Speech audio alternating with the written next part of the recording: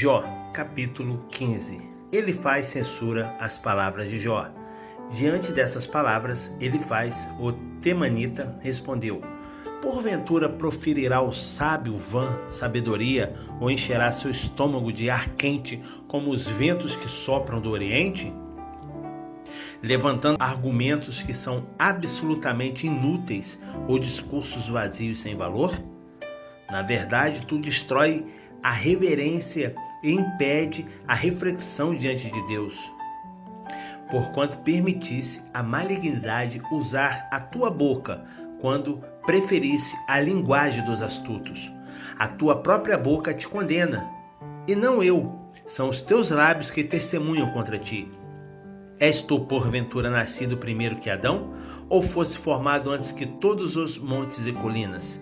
Ou apenas a ti fora revelados os princípios secretos de Deus?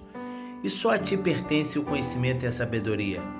Que sabes tu, que não sabíamos nós? Que compreendes que nós não possamos entender? Cabeças com cabelos brancos e homens já anciãos há entre nós, muito mais avançados em dias que teu pai, e todos concordam conosco.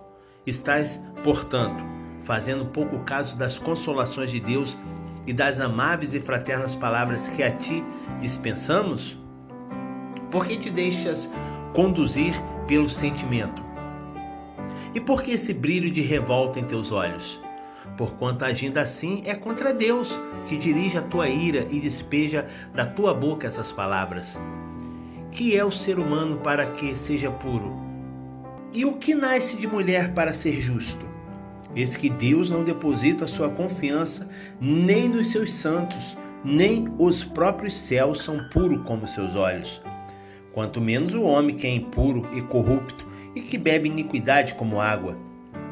Portanto, escuta-me e eu te revelarei e explicarei tudo o que tenho observado, e que os sábios proclamam sem ocultar tudo quanto receberam dos seus pais, a quem foi concedida a terra, e mais ninguém. Nenhum estrangeiro passou entre eles.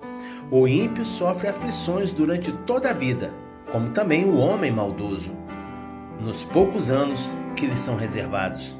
Vozes de terror e angústia enchem os seus ouvidos, e quando imagina que está seguro, criminosos o atacam. Ele não tem qualquer esperança de escapar das trevas, destinado ao fio da espada.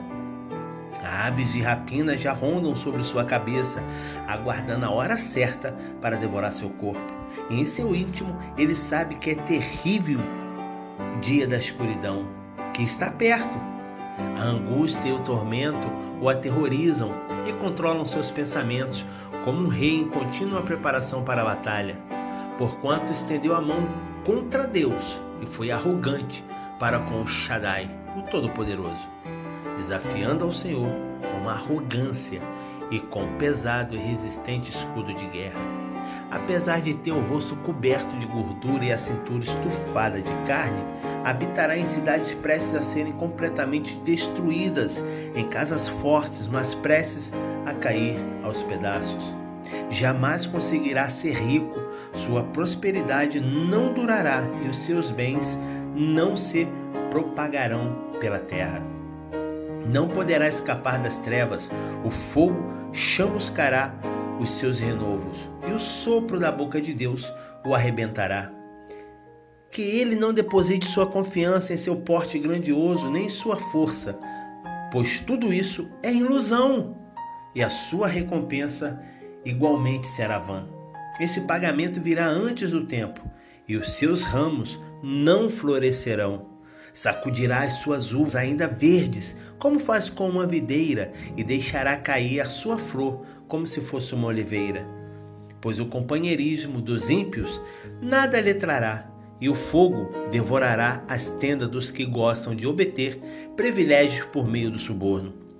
Eles concebem a maldade e dão à luz a iniquidade, e o seu coração dedica-se dia e noite a pensar em ardes e injustiças. Jó, capítulo 16. A resposta de Jó às injustiças. Em seguida, Jó tomou a palavra e respondeu: Já ouvi muitas palavras semelhantes a estas. Sois todos uma lástimas como encorajadores.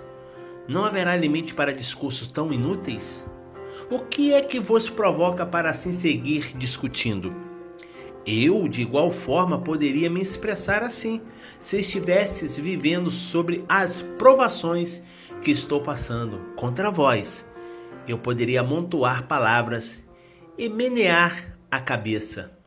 Poderia consolar-vos apenas com as palavras da minha boca e poderia aliviar a vossa dor com o encorajamento dos meus lábios. Ainda que eu fale, o meu sofrimento não cessa, e se calar, qual será meu alívio? Mas agora, ó Deus, tu me extenuastes, destruísse a minha família inteira. Tu me deixastes abatido, o que é um testemunho evidente deste fato. A minha magreza se levanta e depõe contra mim. Deus, em tua ira, ataca-me e faz-me em pedaços e range os dentes contra mim. Meus inimigos fitam-me com um olhar ferino e destruidor. Os meus semelhantes abrem a boca contra mim, ferem-me no rosto, com desprezo e arrogantemente contra mim se unem. Deus me entrega nas mãos do ímpio e me faz cair nos ardis dos perversos. Vivia eu tranquilo quando me esmagou, agarrou-me pelo pescoço e me triturou. Fez de mim seu alvo, suas flechas zunem em torno de mim. Atravessa meus rins e não me poupa, sobre a terra derrama o meu fel. Fere-me com um golpe atrás do outro, ataca-me como um guerreiro violento.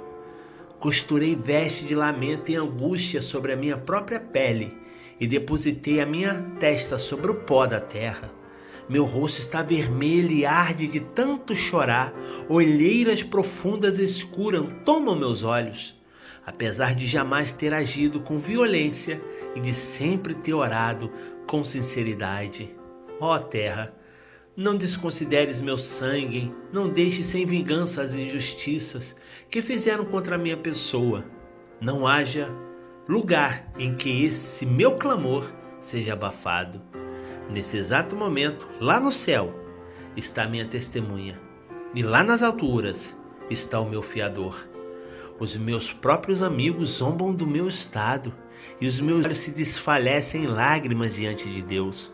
Contudo, aquele que intercede por mim defende a minha causa diante da presença de Deus, com a disposição fraterna de um verdadeiro amigo.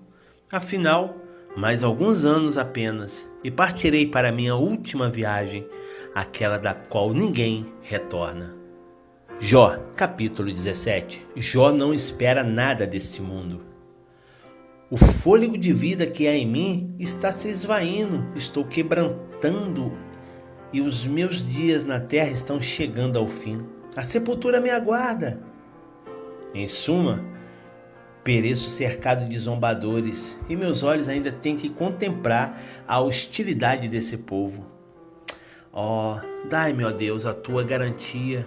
Sê o meu fiador, o meu leal fiador, para com tua própria pessoa. Quem mais me estenderia a mão? Porquanto encobriste o entendimento ao coração dessa gente, por isso não permitirás que eles triunfem. Como diz o ditado, passarão fome os filhos daqueles que por dinheiro traem os seus amigos. Entretanto, da minha própria carne, Deus compôs um novo provérbio para toda a humanidade, de um simples homem em cujo rosto os seus semelhantes cospem. Meus olhos se turvaram de angústia e tristeza, e o meu corpo não passa de uma leve sombra. Os íntegros ficam atônicos diante desses acontecimentos, e os inocentes insurgem-se contra os maldosos. Contudo, os justos e piedosos se manterão firmes em seus princípios e convicções, e os homens justos e sinceros se tornarão cada vez mais fortes. Vinde, pois, agora mesmo e fazei uma nova tentativa. Todavia, é certo que não encontrarei mais nenhum sábio entre vós. Os meus dias passaram, os planos, esperanças e ilusões do meu coração fracassaram. Os ímpios trocaram a noite pelo dia. Afirmam que a luz se aproxima das trevas. Ora, se o único lar pelo qual aguardo é o Seol, a sepultura, se estendendo a minha cama na escuridão. Se afirmo a corrupção mortal, tu és meu pai, e aos vermes, vós sois minha mãe e minha irmã. Onde se encontrará então minha esperança? Quem poderá vislumbrar alguma possibilidade de vida para mim? Será que a esperança descerá comigo até as portas do Seol, da morte? Baixaremos todos à sepultura e descansaremos juntos no pó da terra? Jó, capítulo 18. Bildade censura seu amigo Jó. Então Bildade, o suíta, respondeu: até quando continuarás falando? Pensa bem, procede com sensatez e então poderemos dialogar. Porque somos considerados como os animais e somos ignorantes segundo o vosso entendimento.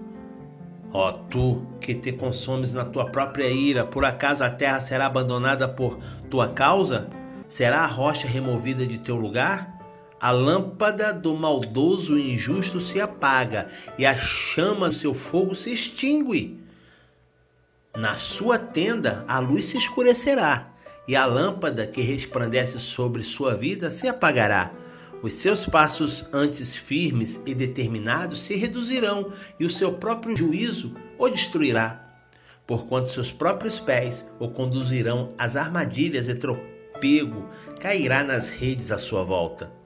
A armadilha o apanha pelo calcanhar, e o laço o prende com firmeza.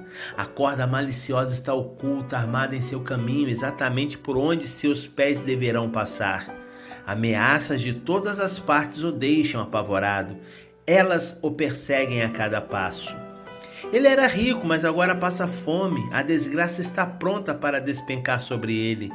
Uma doença mortal se espalha pelo seu corpo todo, e faz com que os seus braços e pernas apodreçam. Ele é arrancado da segurança de sua morada e o levam à força à presença do rei dos terrores. O fogo habita na tenda dele, nada do que possuía permanece. Enxofre ardente se espalha sobre a sua casa. O perverso é como árvore seca, suas raízes apodrecem sobre a terra e seus ramos murcham em cima. O seu nome e a sua história desaparecerão da terra, e nas praças não mais se falará de teus feitos. Ele será expulso da luz e do mundo dos vivos para a escuridão dos mortos. Não deixará filhos nem netos, nenhum descendente seu lhe restará nas moradas. Os habitantes do ocidente apavoram-se e os do oriente ficam atônitos de medo com as notícias sobre a sua ruína. Em verdade, essa é a habitação do ímpio, essa é a situação daquele que não conhece a Deus.